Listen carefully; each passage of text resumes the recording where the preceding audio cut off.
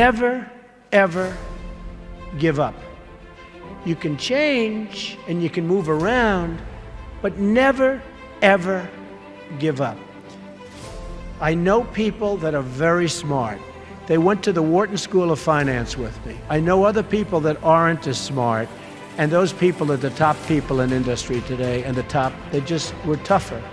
They didn't give up. And the smart ones had everything on their plate. They'd always come in with the A+ on the tests and the good boards and everything else. But when they ran into problems, they didn't know how to solve the problems like the guys that weren't as good. And it's very seldom that you see something other than this happen. So never, ever give up. A lot of that is all in the details. You've got to be into the details, because if you're not, they'll come back to haunt you.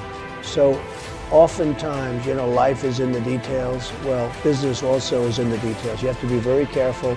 You have to watch the dotted I's, because you can really lose tremendously if you don't watch those details. So we discussed that, and as Robert likes to say, probably more than I do, that's the little finger, but it's all about the details. It's very important. You want to be totally focused. You can't take your eye off the ball. When I had troubles in the early 90s, a major article came out, and it said very strongly, everything he touches turns to gold. And I believed it. So I'd go out with models at night instead of working. But that wasn't good. And I remember I had a big lease coming up, and there was a big show, and I went to the show. I said, don't worry, fellas, you can handle the lease, you'll get it done. Well, I came back, they didn't get it done, and I would have had it done 100%. And then the market crashed in the 90s. So I had trouble, but it was sort of an amazing, I wouldn't want to do it again. It was an amazing test of yourself.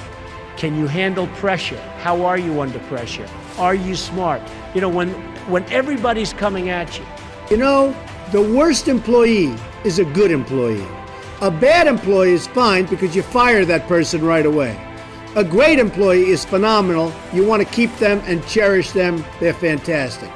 But a good employee, you never sort of fire them, but they never lead you to the next level. They just keep their job. They're sort of too good to be fired, but they're not good enough. You're never going to do great. So I always say, the worst employee isn't a bad employee, it's just a good or average employee. Gary Player, the great golfer, he was a little guy, very little, but he worked really hard. And he had a great statement, but he'd go, the harder I work, the luckier I get. And he wins the U.S. Open. You have all these big, handsome guys, these big, giant guys, and they're hitting the ball a mile. And you have Gary Player. And Gary Player would win the Open. He'd win the Masters. He'd win this. He'd win that.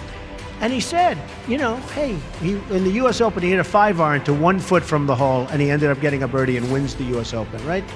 And he came off the green. Now, I know I've heard the statement before, but I heard it from him in a meaningful way. They said, what do you think, Gary? What is it? He said, all I know is I've been working very hard, and the harder I work, the luckier I get. I thought it was an amazing statement. Sometimes in life, to be successful, oftentimes, most of the time, you have to follow your instincts. You have to follow your gut. You have to. Your parents may say wrong, your whoever may say wrong, but you have to do it. So much of success is seeing yourself as victorious. You have to see yourself. You have to really believe in yourself. And sometimes it's hard. You've had failures, you've had weaknesses, you've had other things. You have to see yourself as a one-man band. Don't rely too much on other people, because they'll let you down. You have to see yourself as victorious.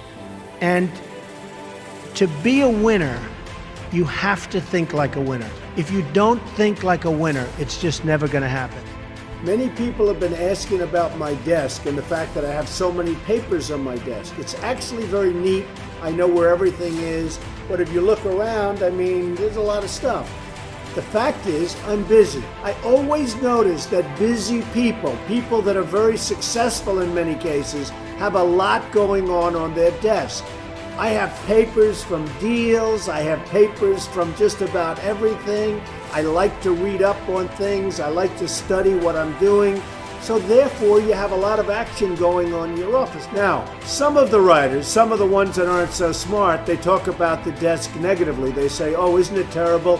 Trump has so many papers on his desk. Let's analyze everything on the desk. And they do the best and they fail. But the fact is, I've noticed over the years, successful people have a lot going on their desk. My desk is in my office. My desk is a very important part of me. And frankly, it's a very important part of my success. Everything I do comes right through this desk. So if it's not perfectly neat, if there's a lot of action, I think that's okay. I actually think that's a good thing. You have to love what you do. And I'm not going to go over that long, but it solves a lot of problems. Because when you love what you do, when you really love what you do, you work harder. I mean, I have friends that don't love, and I tell this story. A Wall Street titan, big guy, but I was richer than him, and I'm richer, according to Forbes, I'm much richer than him. So I like that, I like that. But this big Wall Street titan, he's a big name. He has a son, and his son is a wonderful human being, which is amazing because the guy's a horrible person. But he's one of the biggest guys on Wall Street. So he wants his son, Alex. I'm going to use the name Alex. It's not his name, but I don't want to get this guy in any more trouble with his father than he already is. Alex isn't the strongest character. The father is a brutal, vicious killer. So the father has a big firm on Wall Street, and he wants Alex to go into the firm, of course. Come on, Alex, get in there, get in there. In the meantime, all these kids are graduating from Wharton and Harvard and Stanford, and they're just eating Alex's lunch. He doesn't have a chance. He doesn't have a chance. And he doesn't like it. He's not liking what he's doing. You got to love what you do. He's not liking it. So one day, but he can't leave because of his father. I actually tell him, why don't you leave?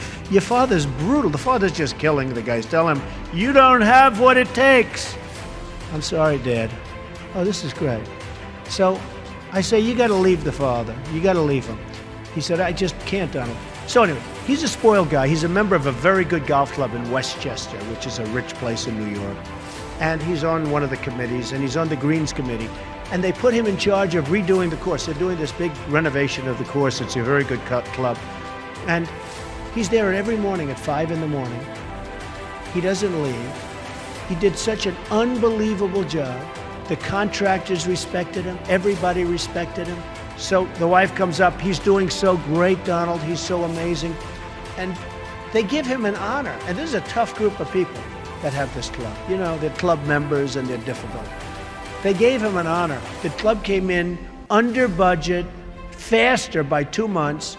He did an unbelievable job, and the quality of the work was 10 times what they ever anticipated. So they gave him a medal. I said, Alex, you ought to go and do this for a living. You ought to be a builder, whether it's houses or clubs or golf courses, renovation or this. Oh, my father would go crazy. He'd never let me do it. So Alex went back to Wall Street, where he was miserable, and a year later he quit. And he started doing renovations of houses and clubs and different things. And he's doing great. So you've got to love what you do.